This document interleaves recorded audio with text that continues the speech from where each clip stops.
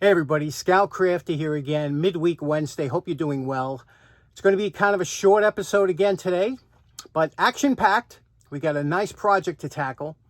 But tomorrow we have the Long Island Tool Meet out in Smithtown at the Frank Brush Barn from 5 to 6 o'clock. So if you're in the area, you might want to stop by and get some good deals on tools. We had a eventful week, some rain, some heavy rain. Anyway, we got a good project to get to today. I hope you're going to enjoy it. Let's get started right away.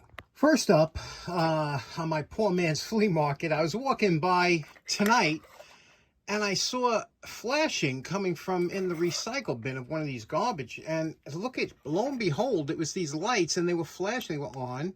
Now this is fully on, you could see, or you could have it into a, different modes, but these are fully on now.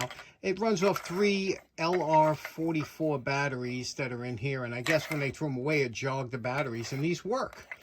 Pretty amazing that, people throw out anything. Next up, I saw this in a recycle bin. Now, I found this right around the corner from my house, and I said, rather than walk with this, I kind of hid it. I hid it in some bushes. And got it on my way back. Thank God it was still there. But I thought this was so interesting. Look at this. This is one of those, I guess, spinners for either bingo or tickets or something like that. I looked it up on Amazon, and these things, they're pretty expensive, they're not cheap.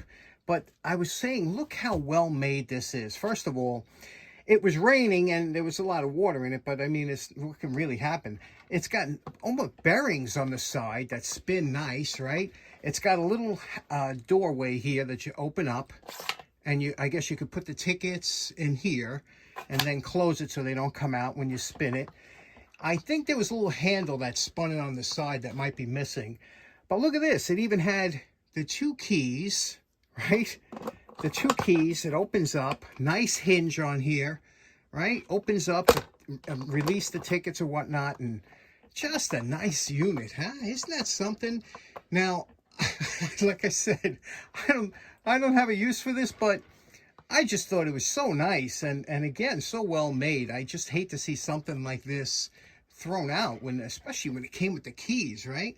So what I'm going to do is this will probably come to our, we have the giveaway at the spring show at Jacktown, so maybe somebody there could use it. But I just thought this was the cat's pajamas. What do you think about this? Would you have taken it, or would you just said it's just more junk?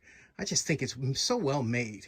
Okay, for today's project, one of my all-time favorite tools, one of my top 10 favorite tools, is this Crescent T-handled screwdriver. If you've never seen or held one, it's a whole different feeling of any other tool that you had. And what this is, it's a well-made heavy screwdriver that when you open it up like this, it snaps into, you could use it as a light tapping hammer on this side, or it's a T-handled screwdriver to give you that extra leverage you might need for that screw. Now, they came in a few different sizes. I did a video on it. On restoring these and talking about them, and I fell in love with them ever since. I asked you all, I said, if you come across these for $20, I said, you got to buy them up.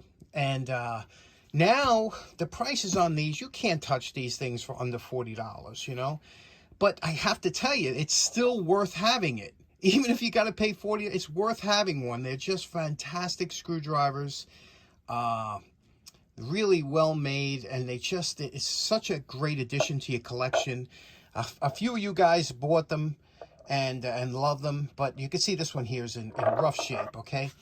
And I'll show you why. First of all, let's look at the top here. The top has been, banged over a little bit. It's got a sharp edge there. We're going to fix that. The knurling isn't too bad. Sometimes it has a bad wear spot where it wore the knurling also. It's just filled with dirt and grime. We'll get rid of that. The shaft is pitted. It has a name on there, Crescent, but we're probably going to have to lose that because it's really so pitted over here. Over here, you can see the tip was ground down a little bit. It's not right. It's a little bit off, but we're going to, it's a little bit curved, a little wanky, right? We're going to do that. And the last thing is, if you look down here, it looks like it's bent, but it's not. What happens is this snaps closed when it snaps closed, and from snapping closed so often, sometimes it wears a little bit down here or over here. So it should be like this. Okay, you see I'm moving, see that I'm moving it over a bit.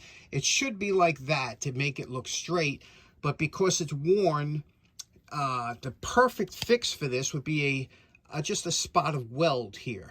Okay, and I am going to get a welder this year. That's on my to-do. But I don't have one now, so we'll just use a bit of JB weld on the inside here just to you know, give that until I get it. And then you can always put a spot on later on. You can see over here a lot of pitting.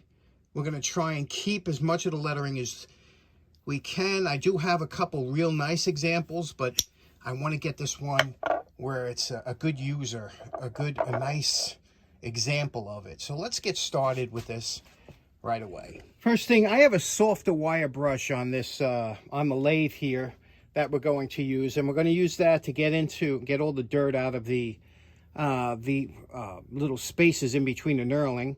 And that's the first thing we're going to do. So try and clean that up. And again, this is a softer wire brush. You don't really want to do too much damage on this handle.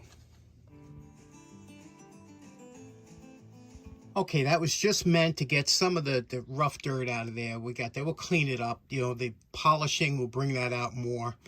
Now we have to use the belt sander, of course. But here, to get again, we got to address this tip here.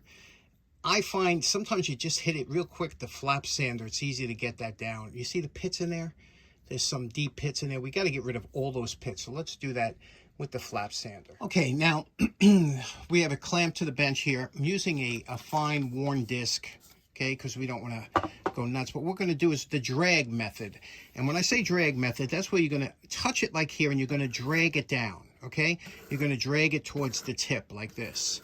And you'll see that's an easy way. If you're not sure, you can lightly drag it across till you get the angle right, and then drag it until it's nice and flat. Again, you don't want to take off too much, but you got to get rid of all those pits.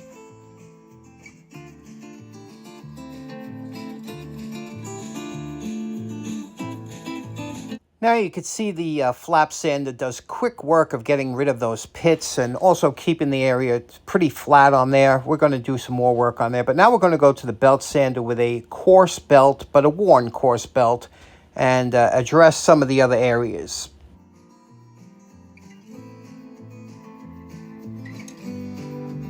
Okay, now you see I removed the platen from here. That's a piece of steel that backs up the belt here because I use the whole belt, and I'll tell you what I mean by that. Now, if you look here, this belt has some flex to it. They all do, the 1-inch belt sanders. Now, the closer you get to the top wheel, the harder it is to press that in. You see when I'm down here, see how nice and easy it is? That's very forgiving, especially around rounded areas. So when I push here, you see how that conforms to the roundness of the shaft, you see? Whereas if I need something a little bit firmer, I move up towards this wheel and it's much harder, okay? So use the whole area of the belt. Secondly, the edges of your belt are really dangerous. That can screw up a project 1, 2, 3. So when you have a curved area like this here, okay, and you get towards the edge is going to dig in and make, now you got to go real quick, move it back and forth. I had deep pits in there. That's why I let it go like that. But if you don't do what I'm going to show you next, this is how your area is going to wind up. It's going to look choppy. It's going to look like facets in there. It don't look right. It should be a smooth transition from the round up here on the taper. You can't do a taper with a wide belt like this. So what we do is we cut the belt down and make a smaller belt. Okay, here is a smaller belt that I made from cutting that down. And to do that, you just take an X-Acto or a utility knife. I turn the belt around and just touch it here and cut a small section.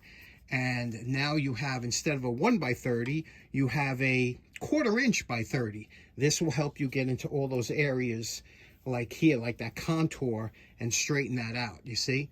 And the other thing is, again, we're working on the blade now. We're going to contour the front here to get this right. It's a little wonky.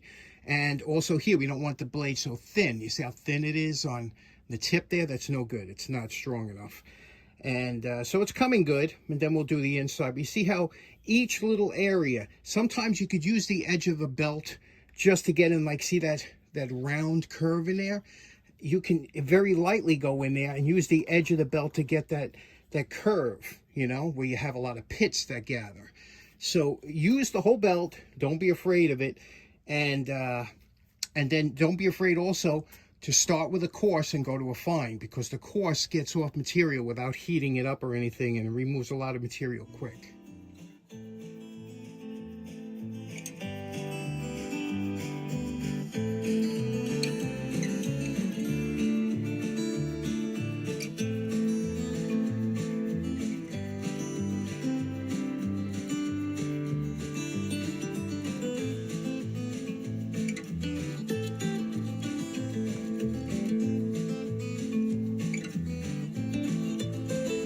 Okay, now, if you get one that's really, really bad, you could pop this rivet out here.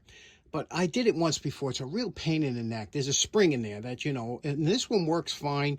It's always better off if you don't have to take it apart. These, don't take them, because the rivets, sometimes they don't sit right. They don't go back right. But this one here, in order to clean the inside of this barrel out, use one of these cupped wire brushes. But you have to put it in while it's off. You know, sometimes you have to take it out of here, put it in first into the barrel like this, because it'll spread out once it starts moving. So once you get this in here like this and push it in, then you put it into your chuck, turn it on, and that'll clean the inside out really nice.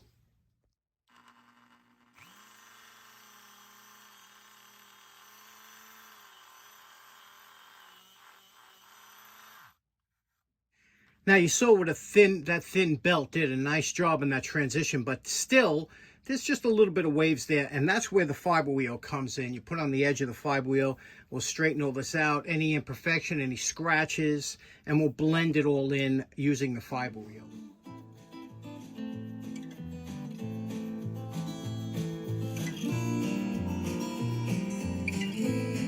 And you know, my favorite part, remember what this Crescent T-handle screwdriver looked like before we started. And we're calling this project done. You can see what we did here. Now this one was probably really rusted at one time, because there's some staining in the knurling that you just can't get out, you know, but it's still, it came out good, you know. Now let's look at the shaft here. Remember that transition I was telling you about here? Remember how it looked before, and that thin belt, what a difference it makes? So we got that. The shaft came out nice. The tip, we did the tip, came out nice. And of course the back. Remember what the back looked like before? And the edges. Remember that bevel on the edge? You don't want those sharp edges, especially since this is used like a T-handle. You know, when you have that T-handle. We cleaned out the inside here, lubricated everything. Now you hear that snap when it closes, and that's what wore off that little edge in here. You could see there's just a little bit of a, you see that little like cutaway there? That's from banging all the way. So I got to get a welder and put a little tack on there, and then that'll straighten it out when it's close. But it's close enough. And what do you think? Do you have one of these? Did you always want one of these? If you ever come across one and it's under $30, I'm telling you, if it's in good shape, buy it. Don't regret, buy it. Okay, so in closing, fun little project today.